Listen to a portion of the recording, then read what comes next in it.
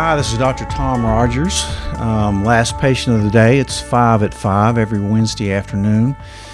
We have a little program where we take questions from patients or anybody that write into us or email and hopefully answer some of your questions. As you notice, when I walked in, I do have my mask, my cleaner, my brain, and my questions down here. So, hopefully you've had a good week. One little story I'll relate to you tonight is, of course, we're in the midst of this pandemic, COVID-19, where it's all anybody's talking about. I want to implore you to please relax about this a little bit as far as letting it get you too stressed out. Of course, you need to take the measures and protect yourself and keep up to date with everything. And a lot of things down the line, I'm going to really have some good shows on this, but on how to stay healthy and avoid getting viruses and getting sick. But anyway, I did have a patient today that followed up with me after having a heart attack last week and 2 stents. This patient had a couple risk factors, but not what you would typically think for heart disease. And I really think it was brought on by stress, probably because of this COVID-19. So I want to emphasize for you to please learn to relax. Stress is a toxin.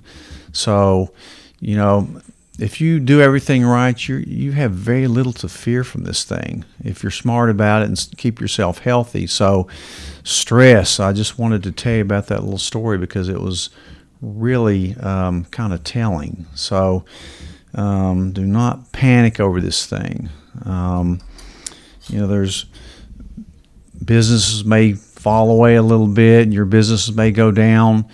You may have to learn to chill a little bit and do something a little different, but it's not the end of the world. Take care of your health first. And I'm liking the fact that we're seeing a lot of families out together, walking around, people taking more time to kind of think about what their priorities are. Maybe think about eating right, getting outside, exercising, that type of thing. So watch out for getting too stressed. Get your sleep, exercise, get outside, take your vitamins, and go from there. But anyway, so we do have some questions from the audience. One is, what is your office doing different with this coronavirus going around?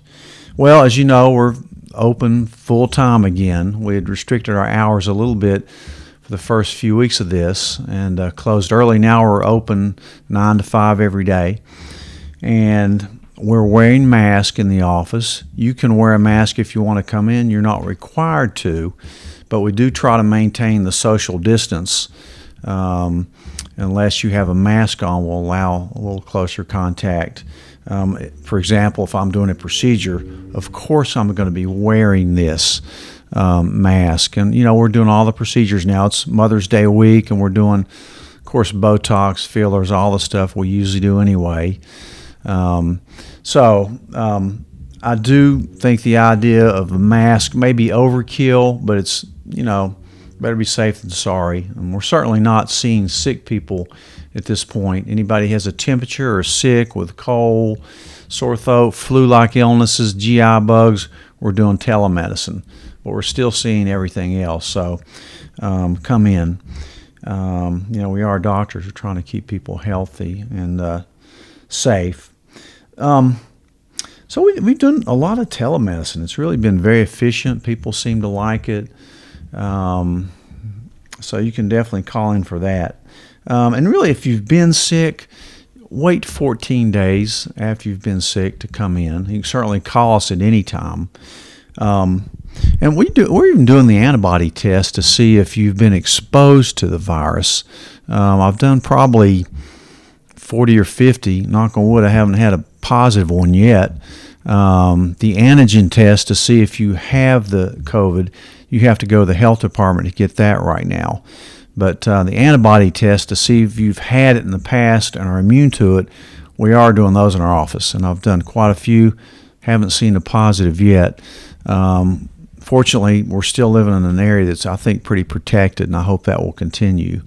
But still, we need to do the safe distancing, hand cleaning, mask, don't put your hands in your face, do all those things that make common sense anyway. So I hope that answered you. We'll keep you up to date on this thing. Here's another question concerning female pellets. If I do pellets as a female, what hormones are included in that, and what about progesterone? Well, as you know, there's several ways to get bioidentical hormones, and I don't like oral hormone therapy except for natural bioidentical progesterone. I do like that one. It's completely safe. The other oral estrogens, testosterone, I do not like. It has to go through your liver, be metabolized, increased chance of having blood clots and things like that. Although rare, I just don't do it. There's safer ways. So we usually use creams or pellets.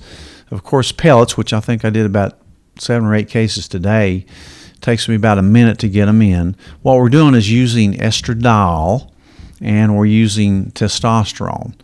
And so for a female, you'll get your progesterone, which you need, whether you have a uterus or not, you still need it, is an oral supplement at night. It helps you relax.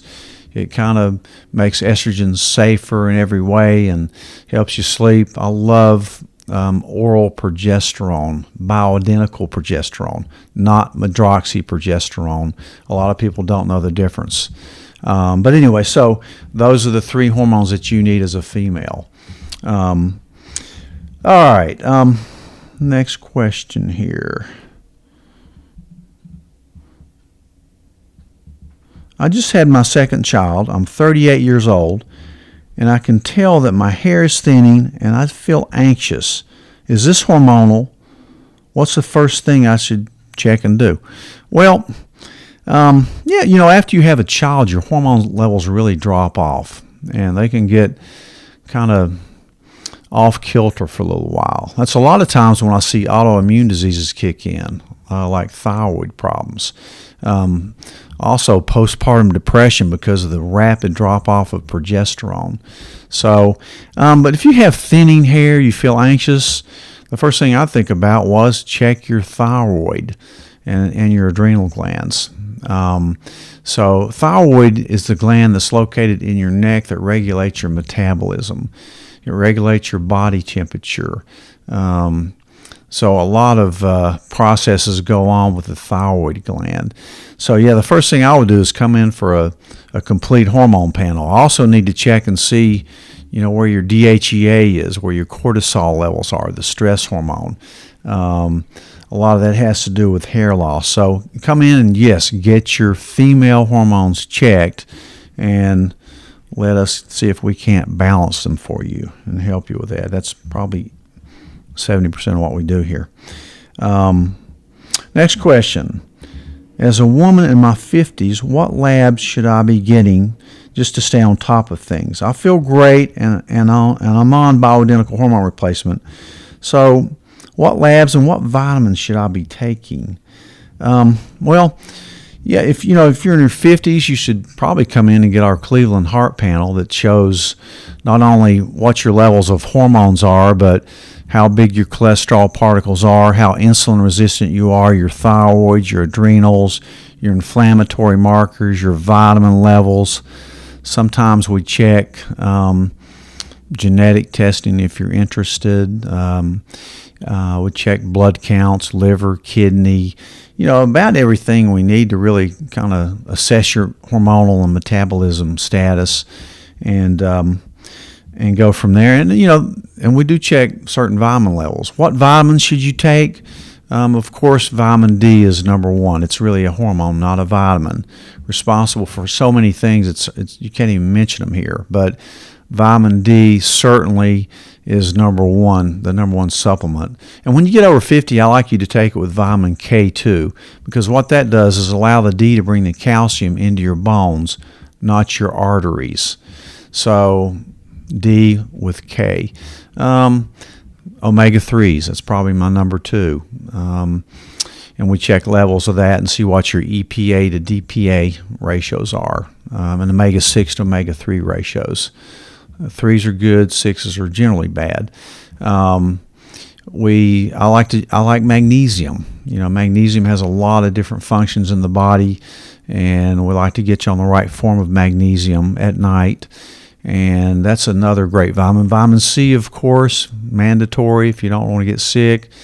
It's off the shelves now because of prevention of viruses. Zinc's another one, especially for men, but it's also very antiviral. A good multivitamin that has all the minerals in it.